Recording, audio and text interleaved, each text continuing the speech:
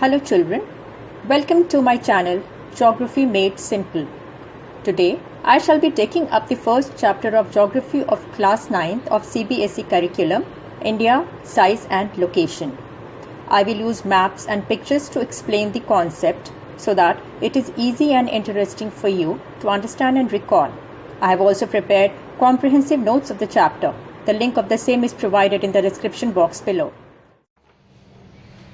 India lies in the northern hemisphere between latitude 37 degrees 6 minutes north and 8 degrees 4 minutes north.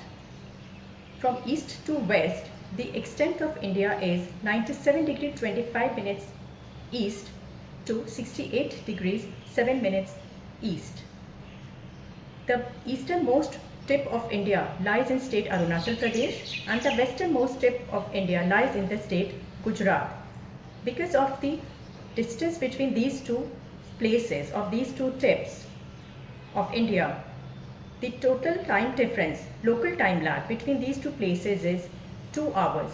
However, we follow just one time zone in India. That is why the time of standard meridian, which is 82 degree 30 minutes, which passes through Mirzapur, is considered as the standard time which is applicable for the entire country. When we look at the map of India, we feel that the vertical extent of India exceeds the horizontal extent.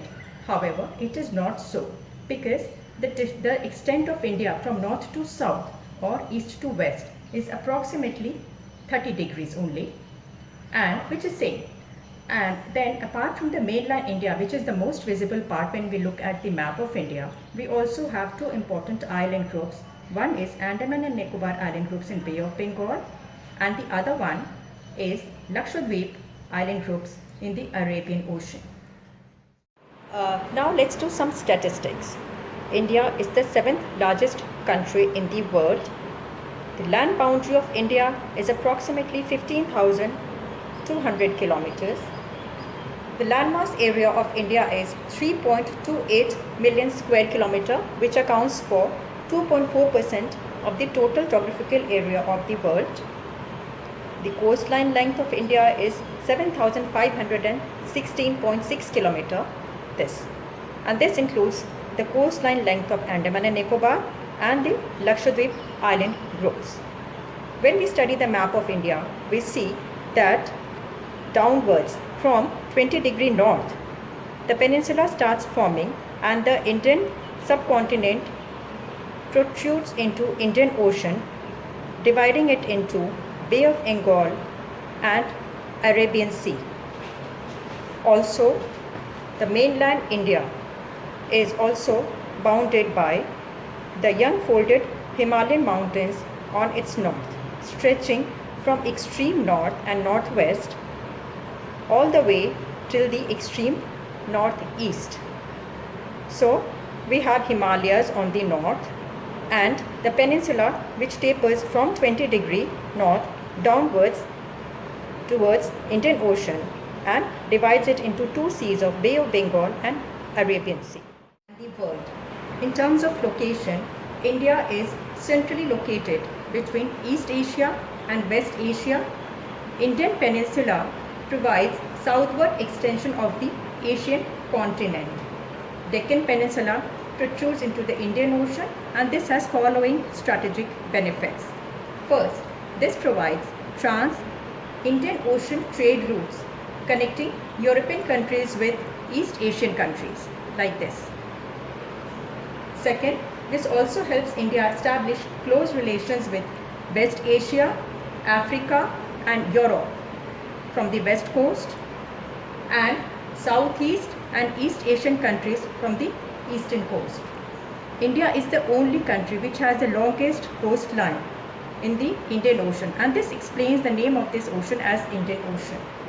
In terms of trade relations, we know that India has always had a very good trade relations from the very ancient times with the neighboring countries and the countries in the Central Asia, West Asia and Europe.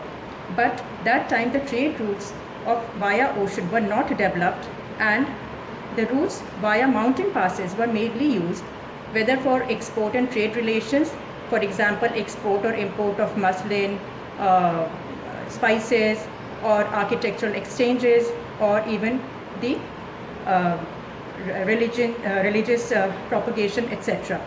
Later on, the ocean routes also were developed. Now let's just quickly look at the countries which are the neighbors of India. What are they? On the northwest side we have Pakistan and Afghanistan as the neighboring countries. On the north we have China, Nepal and Bhutan. East we have Bangladesh. Towards the south we have Sri Lanka, which is separated from India by Gulf of Pannar, and then we also have Maldives. With this, we conclude this chapter. Hope you enjoyed learning. If you liked the video, please do like and subscribe to my channel, and also share with your friends. Feel free to share your queries and feedback in the comment section below. And yes, don't forget to access the notes of the chapter from the description box. I shall be back again very soon with the next chapter in Geography of Class 9. Thanks for watching. Happy learning.